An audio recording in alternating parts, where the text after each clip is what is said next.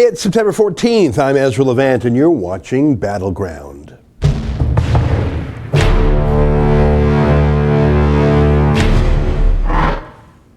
Oh, hi, everybody. It's Friday, and I'm in the city, so what a pleasure to join you, as I like to do every Friday at 12 noon Eastern Time, 5 p.m. UK time, for Battleground live chat, Super Chat. Super Chat is a funny word invented by YouTube. It means that as we chat live, on the right-hand side of the screen, you can make your comments as usual, but if you chip in a few dollars or pounds or pesos, your comment is put in a bright highlighted color, and I can see it out of the corner of my eye, and I'll read it out loud, and it's sometimes appended to the top of the box there. So it's a fun way to make your questions stand out, and I do endeavor to read every Super Chat comment. Plus, speaking as a content creator, we get 70% of the dough. So it's a good way for us to survive given the general demonetizations of YouTube. I mean, as you know, they have demonetized the conservative side of the aisle. And in fact, why don't we start off with that? As you may know, YouTube is owned by Google. So Google, obviously, by far the largest search engine in the world. YouTube, I think, is the second largest search engine in the world. It's amazing how many YouTube videos there are. How to tie a tie, how to fix a light bulb. I mean,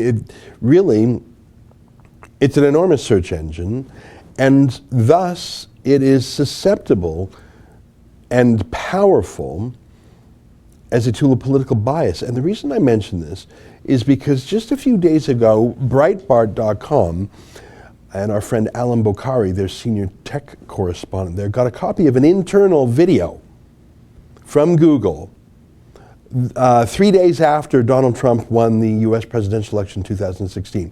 So they have, I guess, a tradition at Google to have Friday staff meetings. I don't know if it's every Friday. I think they call it TGIF or something. And they obviously gathered in the theater of the Google headquarters, and it was recorded probably for people on off-site locations, and someone recorded it and shared it with Breitbart.com. And it is unbelievable. And I want to show you, there's so many clips, and you got to watch the whole thing at Breitbart.com, but let me show you a clip of the CFO, that's the Chief Financial Officer. You know, in any company, especially one the size of Google, there's a lot of executives, but there's only a handful of what they call C-level executives. That's the CEO, Chief Executive Officer, COO, Chief Operating Officer, CFO, Chief Financial Officer. The C-level executives are the most senior. And of course, Sergey Brin, the top dog himself, was there. Let me show you what, I think her name is Ruth Porat, said, and you'll see that Google is not just a company. Google is a political organization bordering on a cult, and just no more from me. Take it from Ruth Porat, CFO. 8:30 p.m. on Tuesday night, I was at home with friends and family watching the election returns. And as we started to see the direction of the voting, I reached out to someone close to me who was at the Javits Center where the big celebration was supposed to occur in New York City, somebody who'd been working on the campaign. And I just sent him a note and said, are you okay? It looks like it's going the wrong way. And I got back a very sad, short text that read, "People are leaving, staff is crying, we're gonna lose." That was the first moment I really felt like we were gonna lose. And it was this massive kick in the gut that we were gonna lose. And it was really painful.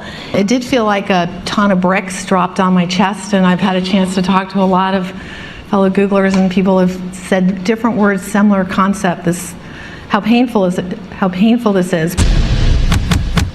Now, I should tell you that clip there is absolutely indicative and representative of the rest of the incredible interview and video.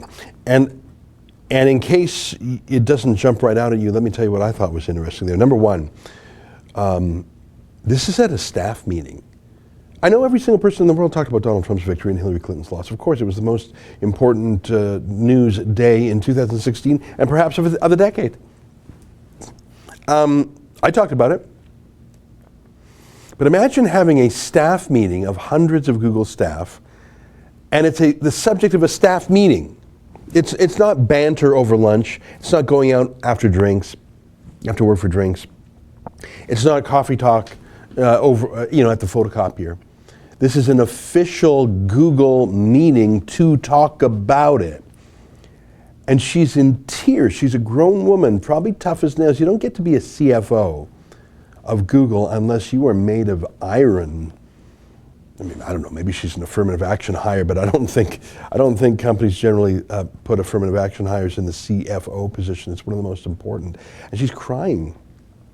And she said she was texting with someone at Hillary Clinton's leadership victory party, probably Eric Schmidt, who was her senior, who basically the former executive vice president of Google, who was a campaign staffer for Hillary Clinton. We don't know the identity of that person. But besides the fact that this was at an official meeting, and they were all bawling like this, the crying, the cult-like affiliation, talking as if a personal friend had died or something rather than an election result. Did you notice she said we lost? Not Hillary Clinton lost, not the Democrats lost, not they lost, we. So she's a senior executive at Google at an official Google meeting on Google premises in the name of Google during business hours. And she said, we lost. And she wasn't an outlier. Every single person in that room from the CEO on down said the same thing. They're absolutely an embedded, integral part of the Democrats. And there were other clips, and I won't show them now because I did a great segment, I thought, with Alan Bokhari on this. You can find it on our website elsewhere. We went through about 4 or 5 clips. You can find them there. But where they said, we have to get in the arena and fix things. One Google staffer asked a question, is this a disaster of historic proportions? And the other senior executive said, we have to get in the arena and stop it. And there was some self-denunciation. Some weird beta male, white male said, we white males have to denounce ourselves, and I'm going to do that, and you should too. And it was applause from all. It was just really, really crazy, cult-like.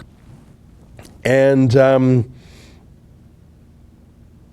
was some shout-outs to every single sort of diversity, racial diversity, ethnic diversity, religious diversity, sexual diversity at this meeting. You should watch it.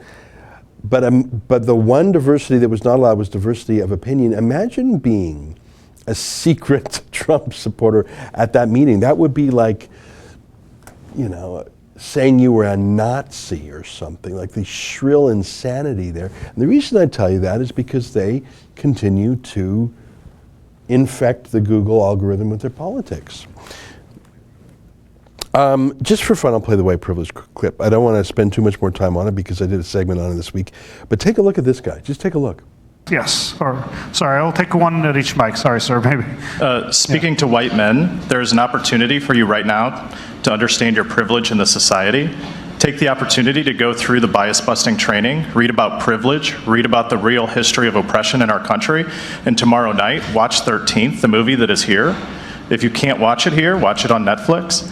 Discuss the issues you are passionate about during Thanksgiving dinner, and don't back down and laugh it off when you hear the voice of oppression speak through metaphors, and I promise to do this.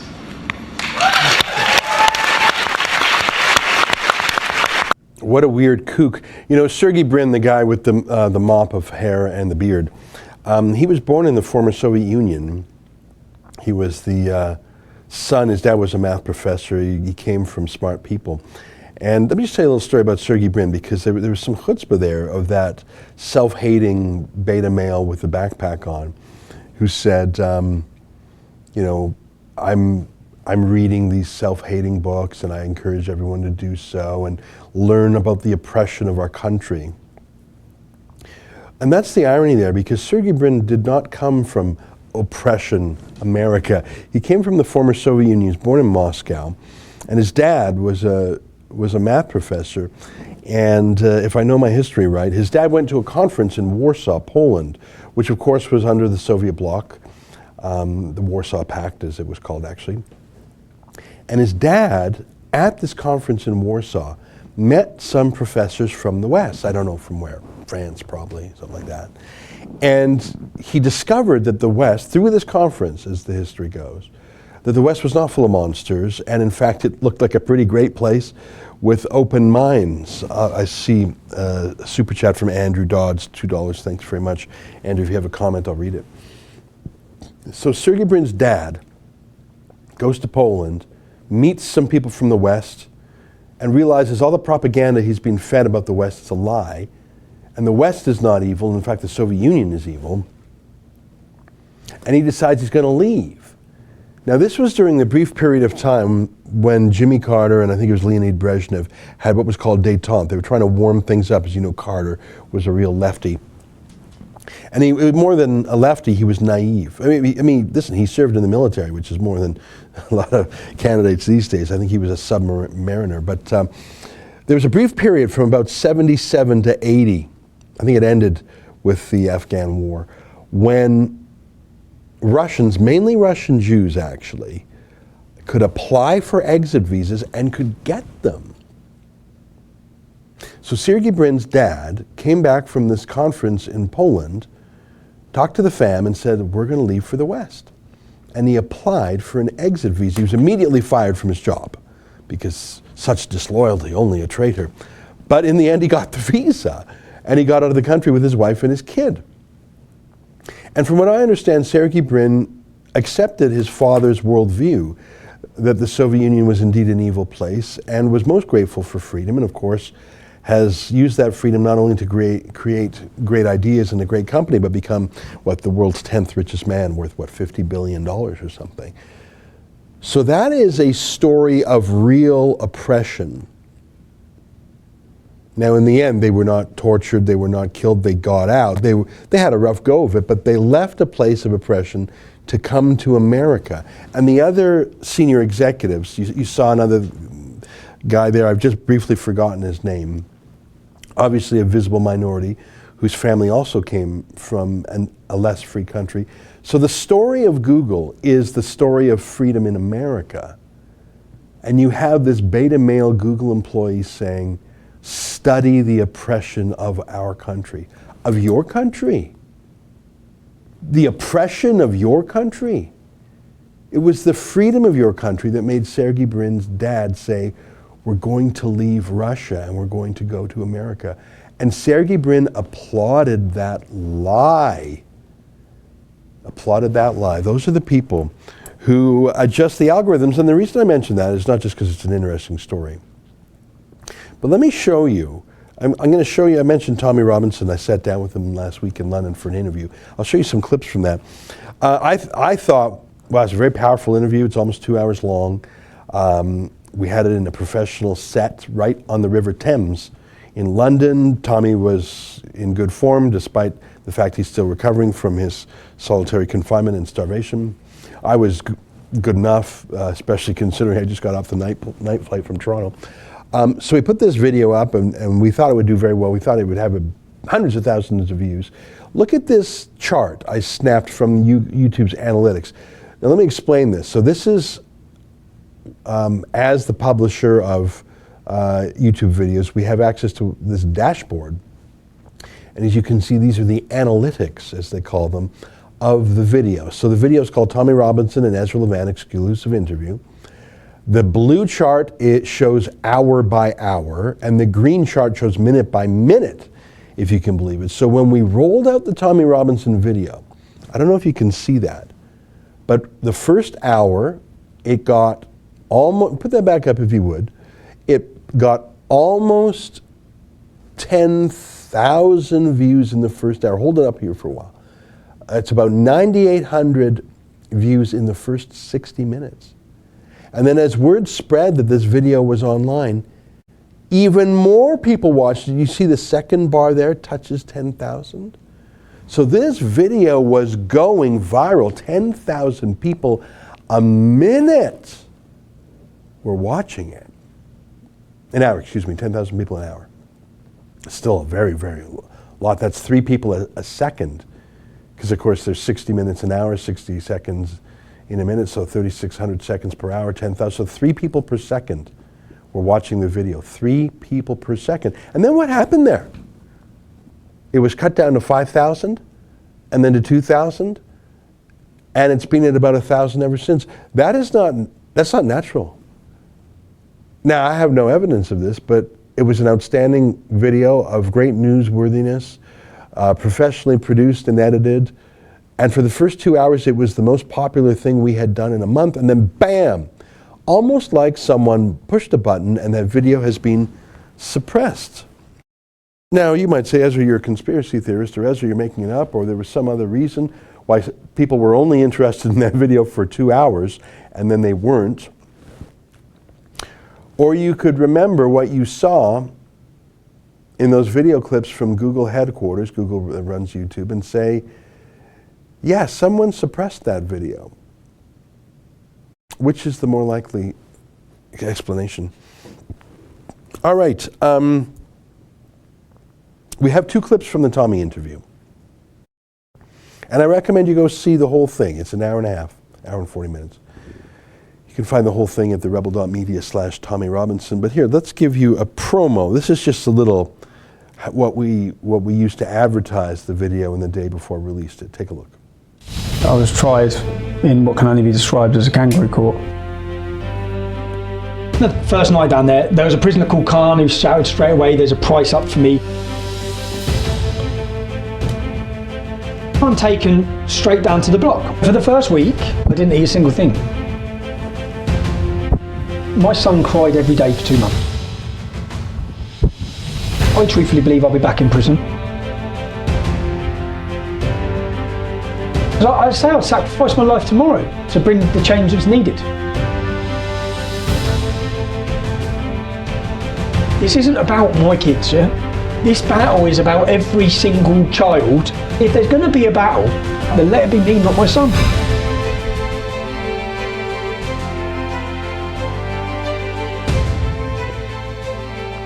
So that's a little teaser of it. By the way, I see a little super chat by T-Pilot1, £2, says, great man, love your work. Well, thanks very much.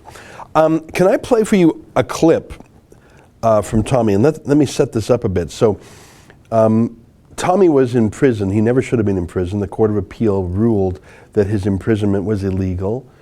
The way he was arrested, tried, convicted, sentenced, and then handled in prison, all of it was illegal. It was quashed. He was freed. But before that Court of Appeal ruling, he was in prison, and he was met by officers of the British prison system. There's something they call TAG over there in the UK. I think in Canada the best analogy would be call it parole. That's when you're still under a sentence, but you're allowed to leave prison on certain conditions. And I think the word tag, Tommy says, comes from they put a little tag, like an anklet on you, like a GPS anklet or something.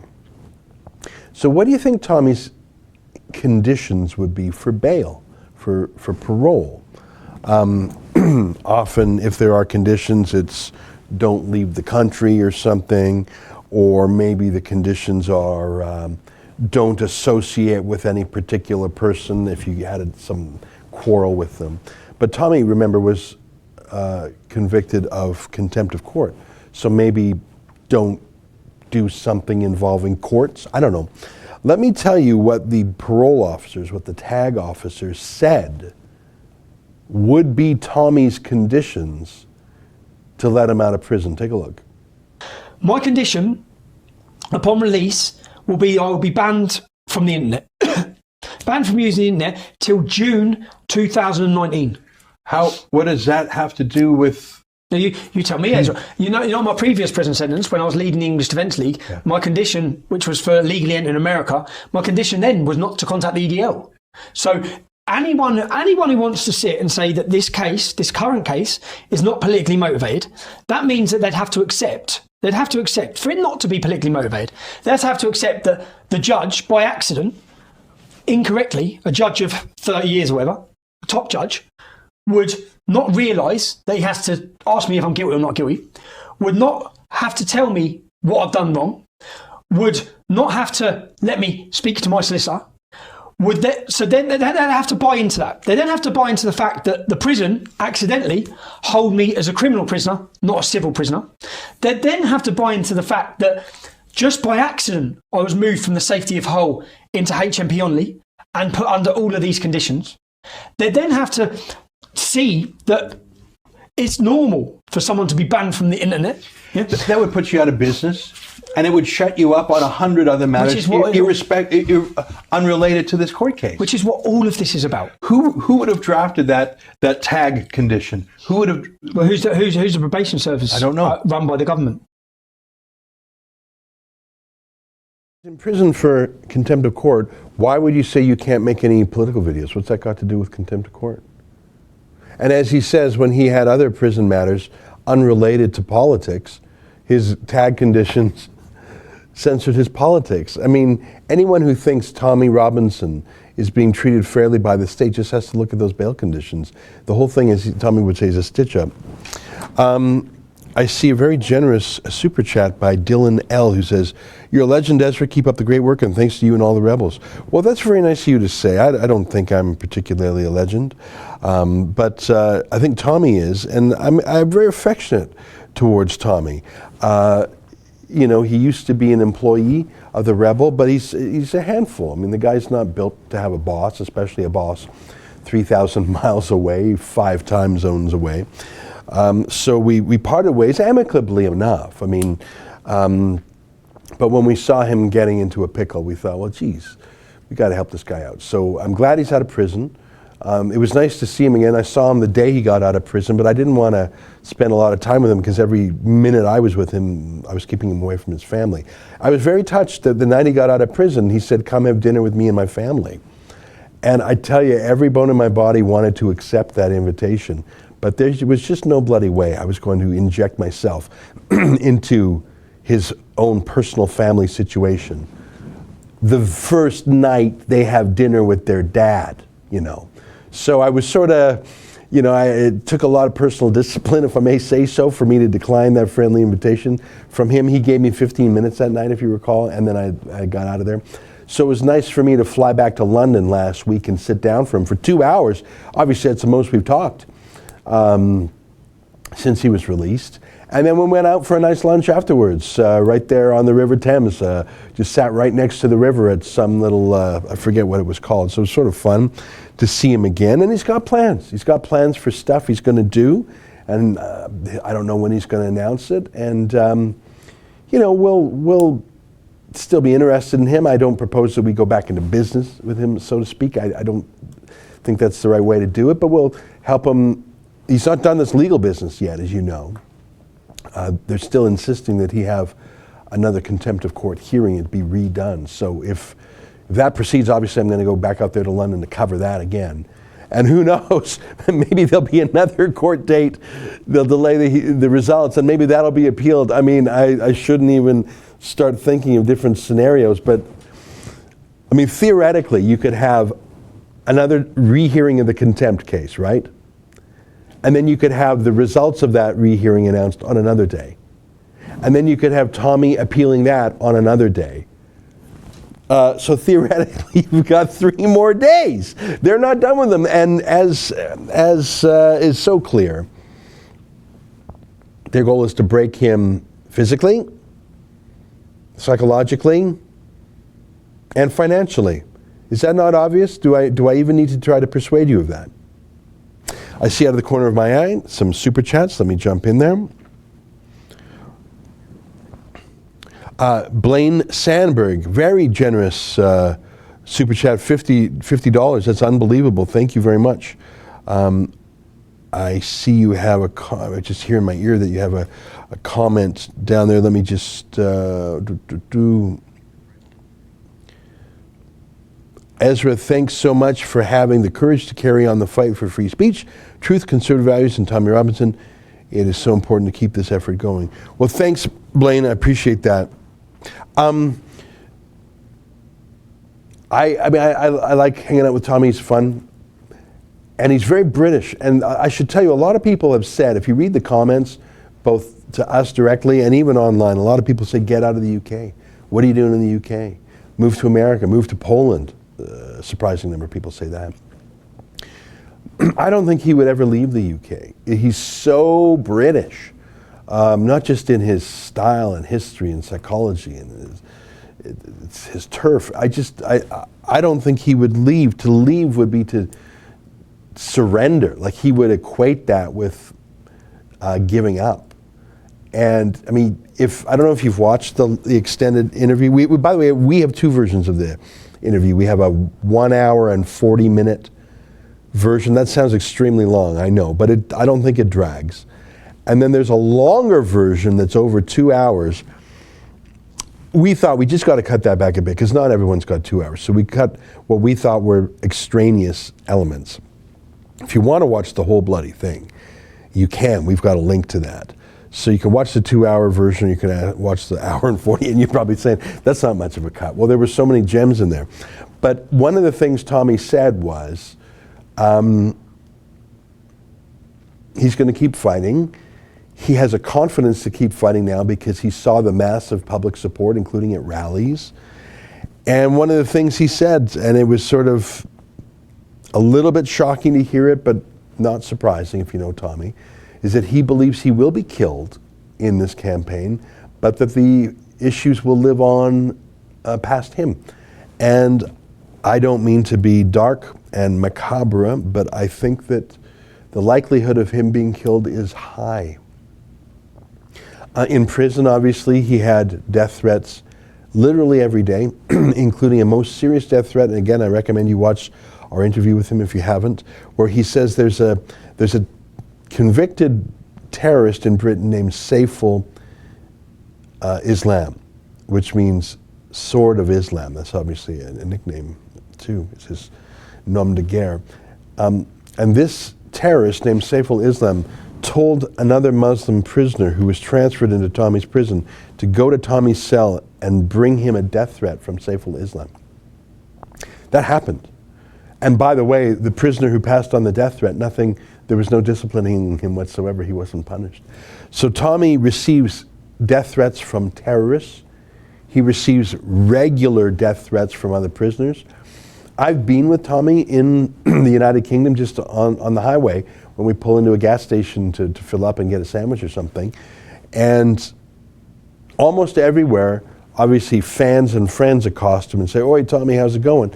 But almost everywhere, if there's a young Muslim man who sees Tommy, he recognizes Tommy, and he wants to go either pick a verbal fight with Tommy or perhaps even have a real fight. Because imagine being the Brit, the Muslim, who kills Tommy. I mean, obviously you'd go to prison, but you'd be a hero of the Ummah forever. You'd get your 72 virgins for sure. Well, sorry to be so dark, but if you listen to Tommy talk about it, he says that with not necessarily a fatalism, but with a serenity in that he believes the fight will continue even once he himself expires. So that's what he said to me. Let's check the time. It is 12:28. I'm going to read some more chat. And we talked about Tommy a fair bit. We talked about Google a fair bit, so I think we covered it. I don't want to spend the whole time talking about Tommy, although I find it very interesting. But if you haven't yet watched it, go to therebel.media/Tommy Robinson. You can see the 1 hour and 40-minute edited version. Or you can, if you want the full meal deal, you can find a link to it there. Also on our Twitter page, which is twitter.com/TheRebelTV, we have 32 short clips of the interview. And that might actually be a fun way to watch it if you don't want to sit down and spend 100 minutes. You can watch these clips. None of them are longer than 2 minutes and 20 seconds. That's the longest you can upload a video clip to Twitter, I think. It's not in Periscope mode. So if you want a good summary of the conversation, just go to our Twitter feed and eat those little 32 snacks, so to speak. I have a few other things I want to talk about, but perhaps a transition would be a trailer for our second Rebel documentary. We did a documentary earlier this year called Save the Christians, which was about the ethnic cleansing of the ancient Christian community in Mesopotamia, which is a fancy way of saying Syria and Iraq. And we went over there and we saw what was going on. ISIS hates Christians, they try and kill them all. Our second documentary is about another form of ethnic cleansing, actually.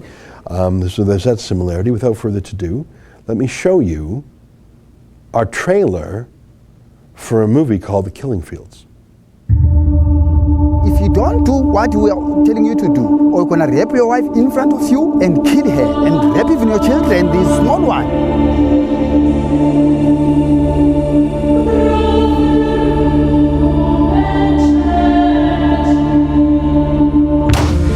My husband was murdered in what they classify as a farm attack, and they shot him in the head in front of us, and he fell at my feet.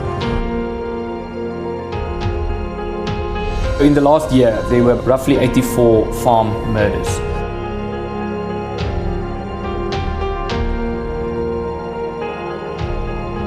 If you didn't tell us to say, well, where's the money, we're going to shoot yourself. They're going to count 1, 2, 3, 4, 5. He took my arm like this and he showed me the way out. How long were you raped for?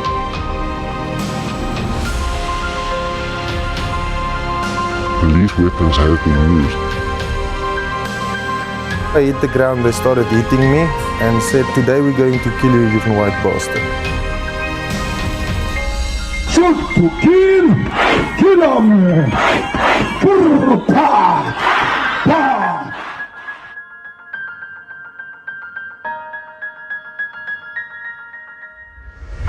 It's a racial thing. And the world can say what they want, the black people don't want us here. We belong to each other and we owe it to each other if we want to keep on farming. They can come and kill me, but I won't go.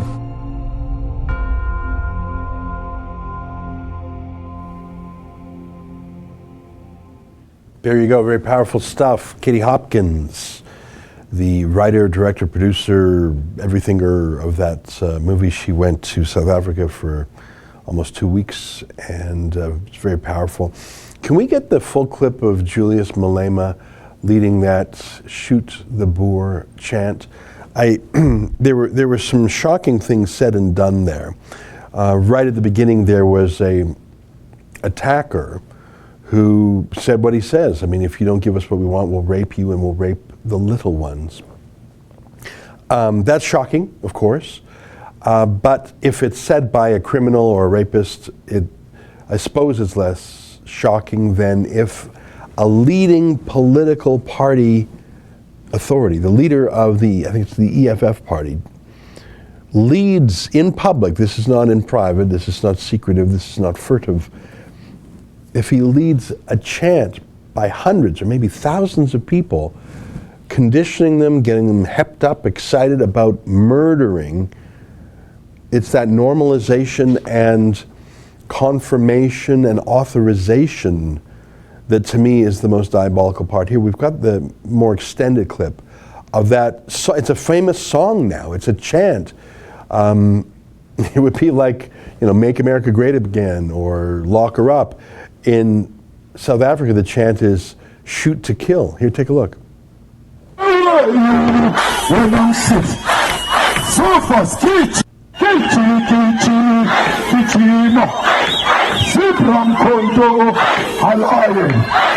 Shoot to kill the massa. Shoot to kill them. Kiss the poor, the farmer. Kiss the poor, the farmer. Brr, pa, pa, brr, pa, pa. Attention. There were at least 1,000 people there, and they all know the words, and they all know the call and response. Shoot to kill, pow. Shoot to kill, pow, pow. The Boer is the name of the Dutch heritage white farmers there. I mean, South Africa is British in heritage, but it's also Dutch. The Dutch were there hundreds of years ago and have been farming ever since. So they're not late comers. In fact, many black Africans migrated to South Africa to share in the benefits of the rather stable and successful economy. And of course, apartheid was anti-democratic because there were far fewer white people than black people. Apartheid is gone, and without constitutional protections and with that kind of race baiting, I don't think the small white minority has much of a future there. And it sounded fairly obvious just even from that trailer that they don't even think so too. It's quite sad. I don't think the world gives a damn. Certainly not the Prime Minister of the United Kingdom, Theresa May, who recently went on a trip to Africa. I didn't say a cross word about this. Oh, by the way, I didn't mention that extremist politician break away from the ANC in South Africa. The South African Parliament is bringing in legislation for expropriation without compensation. So just take the land away from the white farmers, just take it, don't have to pay them anything, just steal it.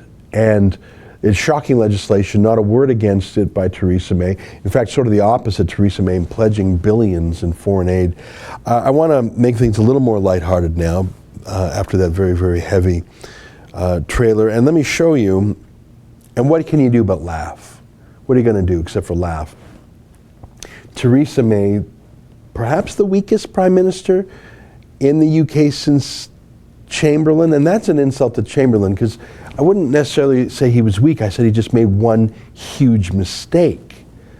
And by the way, after Chamberlain sold out Czechoslovakia and said peace in our time, once he realized the gravity of his error, he came around and actually worked loyally with Winston Churchill. So Neville Chamberlain, whose name is synonymous with cowardice and appeasement, I don't think you can say his entire life was cowardice. I think it was a moment of self-delusion and grave error in judgment. And there was, selling out Czechoslovakia is surely an unforgivable act as well.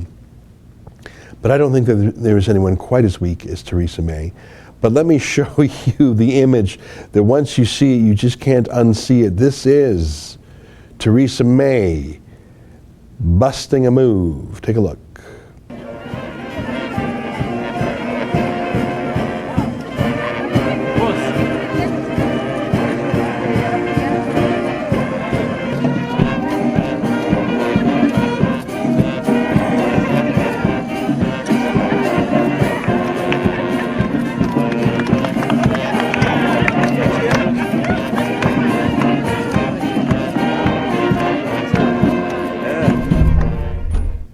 It looked like she had like a palsy of some sort. Whenever I saw someone like that, I think they're having an epileptic attack. Get them a ruler, hurt their teeth, so they don't bite off their tongue. Kids, I don't know if you know this. It's just a little bit of home wisdom. If you see someone having an epileptic attack, take anything like a ruler, a pen, hurt in their teeth, because otherwise did you know you could, God forbid, an epileptic can bite off their tongue. So someone should have just, maybe she had some sort of tropical disease. Can we watch that one more time? Theresa May. I mean, she makes Elaine of Seinfeld look like a prima ballerina.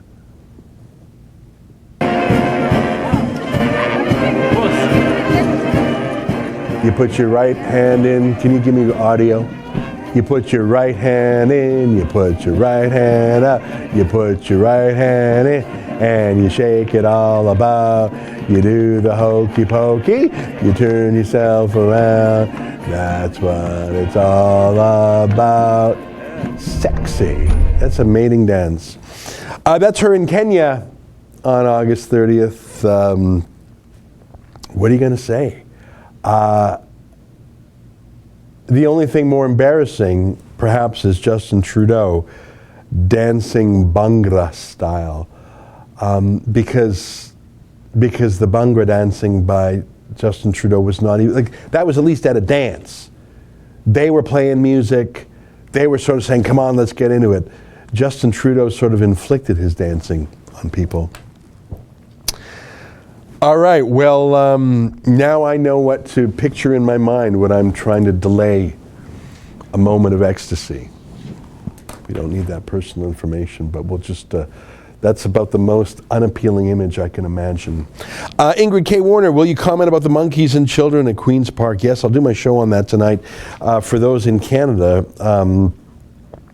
Doug Ford, the duly elected Premier of Ontario, has decided the City of Toronto does not need 47 city councillors. And you know what? I agree. Los Angeles has 15. Boston has 14. Dallas has 14.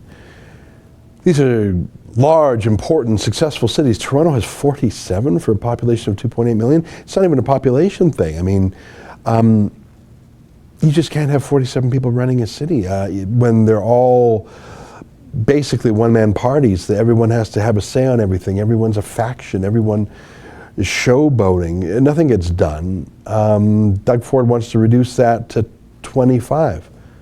Still almost double Boston, Dallas, LA, Seattle. In Canada, provinces have the jurisdiction to amend cities. Cities are called creatures of the provinces. They're controlled and owned by the provinces, and Doug Ford did so, but a radical judge, who, by the way, this radical judge is the same one who denied Omar Khadr's victims' grieving family the right to sue Omar Khadr for the money that he got from Justin Trudeau. This same radical judge said, sorry, Doug Ford, you can't reduce the number of city politicians. Doug Ford's going to use the notwithstanding clause, so the opposition parties are literally having tantrums, shouting, screaming, pounding on desks. I don't think it's going to work with the public. I don't think that U.S. style, resistance style, semi-rioting style is going to go over with the public. I think Canadians are sort of done with that. I hope. I saw today a story in Bloomberg. Can we call up that Bloomberg story? I tweeted it about an hour ago. Bloomberg, as you know, is a news corporation with a business focus, but now it's in politics too, named after Michael Bloomberg, the founder of it. It's based in New York, of course, and they have a headline about the looming Quebec election. I see some super chats. I'll come back to them in a moment, don't you worry. Party vowing to curb immigration, favored to win Quebec election. Let me read those subheadlines there. CAQ, Coalition Avenir de Quebec, that means the future coalition of Quebec, is ahead in the polls for the October 1st Canadian provincial vote. Dissatisfaction with Liberals runs high despite economic gains. Yeah, I mean, this is where that open border of every scammer and schemer and bogus migrant that Donald Trump is deporting, they're all walking across to Quebec. So, look, my point is, calling people racist, shenanigans, it's not working anymore. Quebec's about to vote, if this headline holds up, if these polls hold up, for a populist, nationalist, democratic party, throwing out the left-wing globalist parties. And I give that to you as evidence that people are just sick of the media party, the political media, globalist establishment that says, no, you shut up, you racists. Open borders are good. Crime is fine. I think Quebec is starting to speak back. What's ironic is I have to read about it in the New York-based Bloomberg, because the Canadian media will never tell you that. I see a Nigel Surgeoner was generous enough to chip in $50. That's amazing, Nigel, by the way. Thank you very much for that. Unbelievable. And I want to say thanks again to Blaine Sandberg for doing the same. Nigel says, didn't Zimbabwe take land away from farmers and things collapsed? You're exactly right. We've seen this movie before, and for the same reasons. I mean, you can talk about decolonization, and you can talk about local sovereignty and autonomy, and you can talk about racial equity and things of that sort. But this is nothing more than vengeance and theft. It was shrouded in the language of economic justice, but where's your economic justice when you all starve? Because the one thing about the Boers is they know how to farm. They've been doing it for centuries. And you steal a man's farm and you give it to someone as a prize.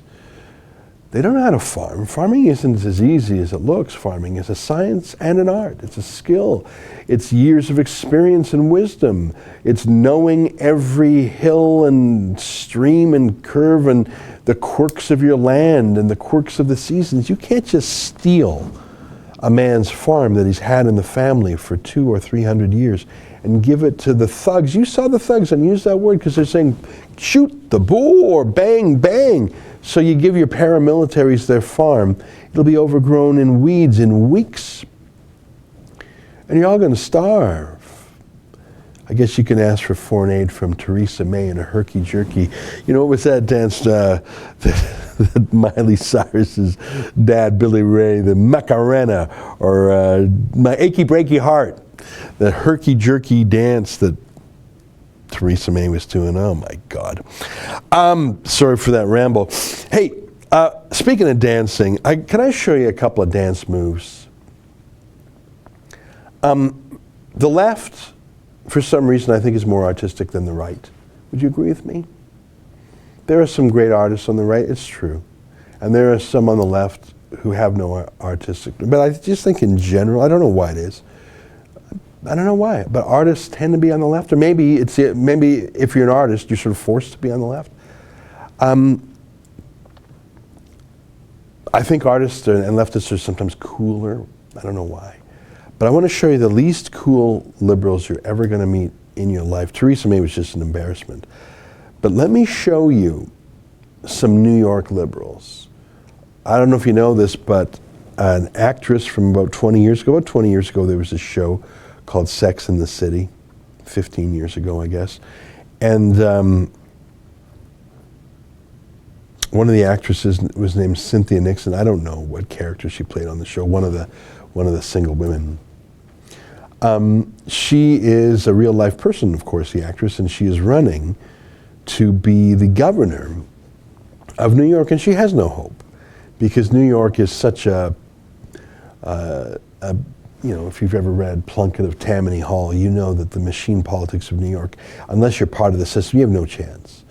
So she's running against Governor Cuomo. She has no chance. But you'd think you're a Hollywood celebrity actress who was in Sex and the City in Manhattan, a Democrat. You'd think you'd have some moves, right? And then there's Alexandria Ocasio-Cortez, who looks sort of hip, I think.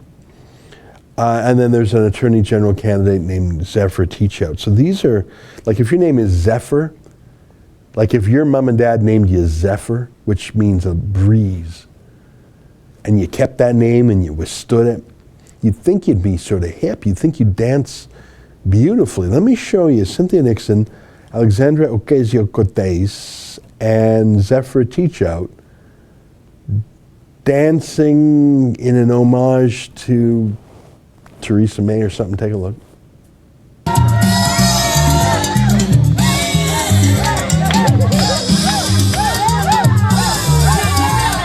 Cynthia Nixon there. The one in the gray jacket and the Cynthia Nixon's to the left there.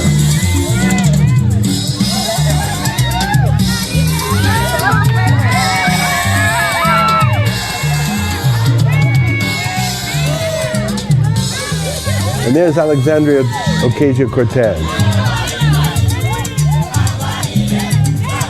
I think she's dancing okay. But Cynthia Nixon, whose back is to the camera now,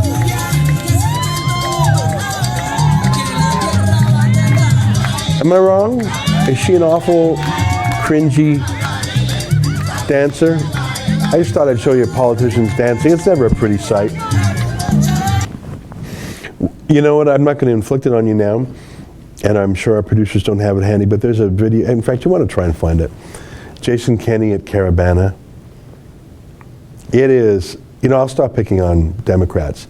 Jason Kenney dancing at Caravana. Your eyes will burn.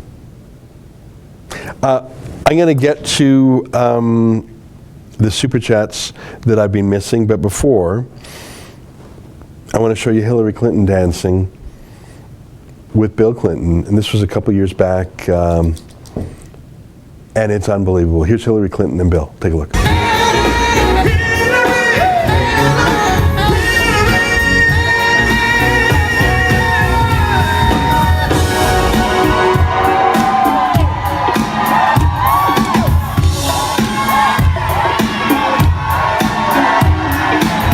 perhaps the whitest woman in politics who's not perhaps the whitest woman on the face of the planet who's not an albino. Perhaps the whitest woman in the world who has not had their skin bleached. Perhaps the whitest woman in the world who's not covered in talcum powder.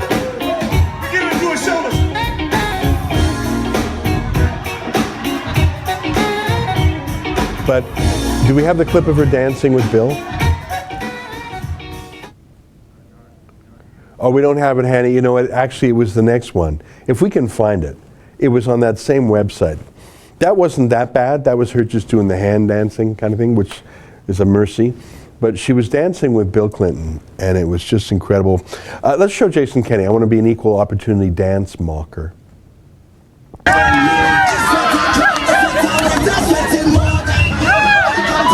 And that's John Tory, by the way. What is that? What is that? This is a strange mating ritual indeed. And now he's going to run the red show with the male of the species, peacocks. Come on, Jason, defend. The male of the species. Oh, two males are quarreling over a mate. Show that again, because I'm gonna narrate, honey badger style. The males of the species size each other up like bucks. Who will be dominant? Who will win the affections of the female? Jason Kenney and John Tory thrust themselves about and work their hips, whilst the female shows the prize to be won by who will be the doll. I gotta stop right there.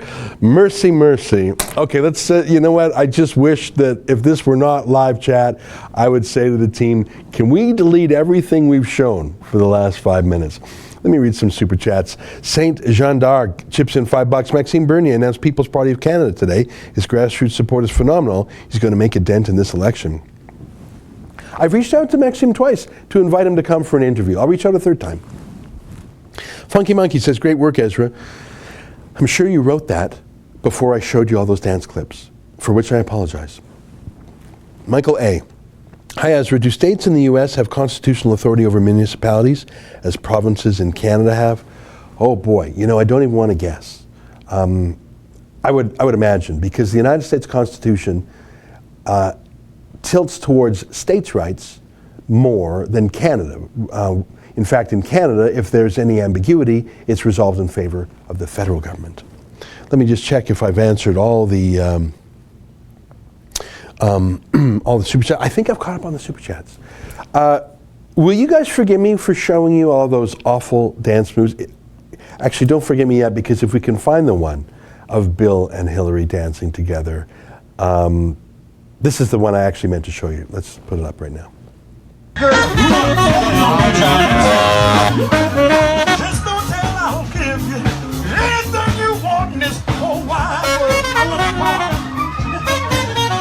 There she is. What's that called, a moo-moo?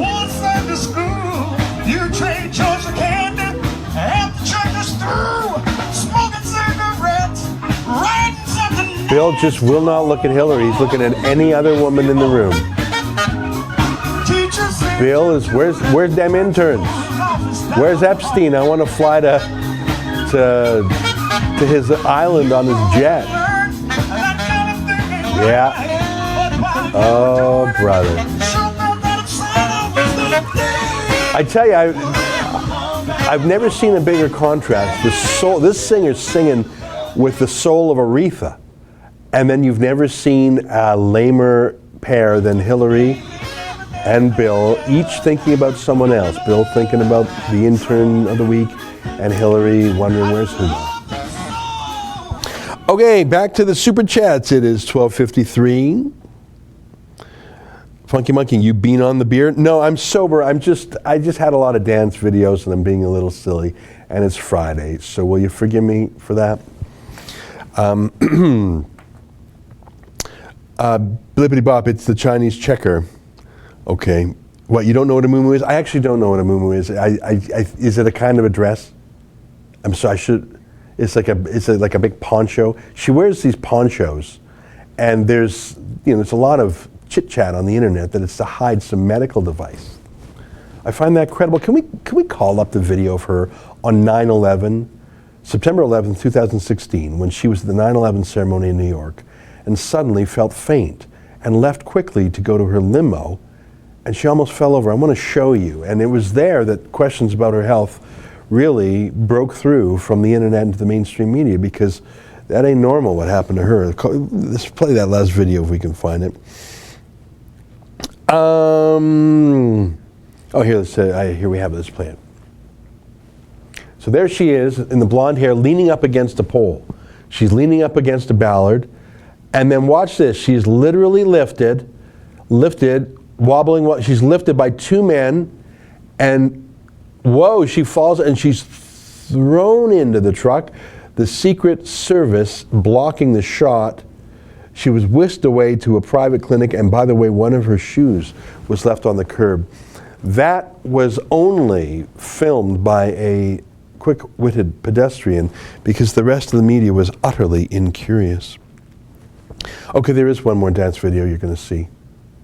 I see it mentioned by V6, Ezra dancing to What the Fox Said in the Sun News studio. I love that. You know, I'm a terrible dancer. Terrible. I would make John Tory and Jason Kenney look like the Baryshnikovs that they were in their own minds that day. But what I lack in talent, I make up for with enthusiasm. And therefore, in the closing minutes of today's unusual show, I present to you me singing What Did the Fox Say? And scaring the staff. Take a look. Suddenly you're standing still, your fur is red, so beautiful, like an angel in disguise. Handsome, would you, ladies? But if you see, how did you let that guy through your fingers? The one who got away, hey ladies. Oh yeah, bust a move. The 80s are back. This is where you do the robot. Yeah, the robot, sexy robot. Who's that sexy beast? Thank you. Is that little break dancing there? What does the fox say? Uh-oh, epilepsy. I need my epilepsy shot. Who's got some Benadryl? Who's got a tranquilizer? Anyone who dances like that should not be making fun of Jason Kenney and John Tory. What is that, like some? Oh yeah. Pretty good, eh? You think I'd listen to it only 20 times? That is why the aliens have not contacted planet Earth. They come and take a peek and say, yeah, no, keep on flying. It's too much sexy there. Who's that sexy beast? Who's that 250-pound dance machine, eighth of a ton? Anyone who dances like that should never, ever criticize Jason Kenney, John Tory, anyone wearing a muumuu. I mean, that will forever live in the annals of shame. And, you know, when I've passed away, the internet's forever. My children, my grandchildren, they'll say, what was Grandpa like? What was Grandpa like? And they'll see that video. And they'll petition to change their name. Let's see if there's any more comments. It's 12:58. Eighth of a ton. Yeah, we'll do the math. Do the math, my friend. Can we have a sexy and I know it dance next, please? Funky Monkey, you've been under. I have not had an. I have, in fact, I have it right here. I just Canada Dry. Nothing in here. Nothing but, you know, soda water goodness. Stone cold sober, people. And I think it was. I have been riveted by that Theresa May dance clip. I have watched that 10 times. And I thought, was she in pain? Well, you know, sometimes the malaria meds do things to you. Maybe she was on malaria meds. Maybe she's just like, you know, I got a crick in the back. No. But let's look. I mean, she got hitched. I got hitched. There's hope for all of us.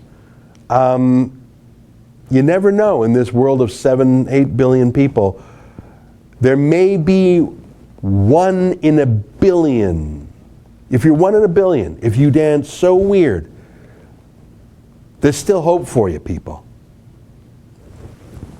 Andrew Dodds chips in $2 in pity money. Thank you very much. I see by the clock on the wall that it's 1 p.m. and it brings to a merciful conclusion today's Battleground Dance-Off edition. And without further ado, I'll say goodbye. And if you want to tune in tonight for a slightly more sober-minded show, please do. Until next time, on behalf of all of us here at Rebel World Dance Headquarters, goodbye, and keep fighting for freedom.